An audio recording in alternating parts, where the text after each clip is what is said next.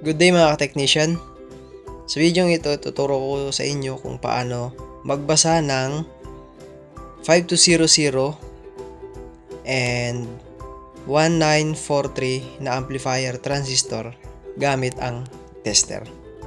So dito magkakaroon po tayo ng comparison, both defective and good.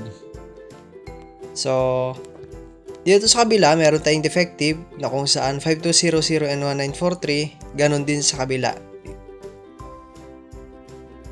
So, gamit tayo ng tester and make sure na naka-times 10 yung ating range. So, unahin natin yung 5200. So, kung mapapansin nyo, hindi siya sagad.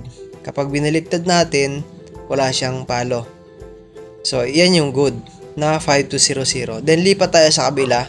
Ito ay 5200 din na defective. So pasensya na, medyo mabilis yung natin ha.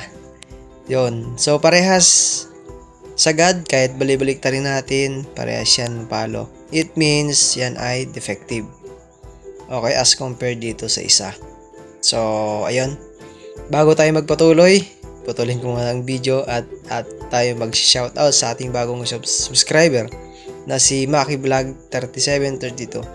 So, salamat sa pag-subscribe. Malaking tulong yan sa ating channel. At kung gusto mo rin may shoutout, mag-comment ka lang sa ating comment section ng ganito.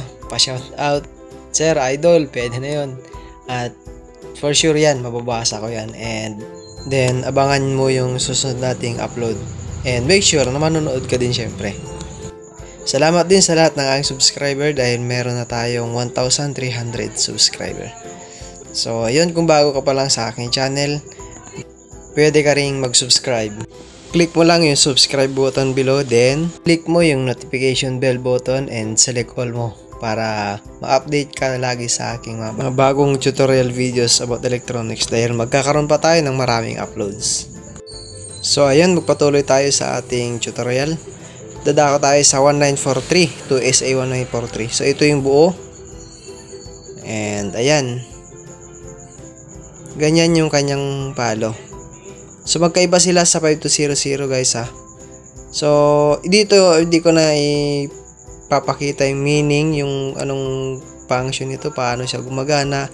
Pwede mo tingnan sa internet dahil matatagalan tayo pag ginawa natin yan.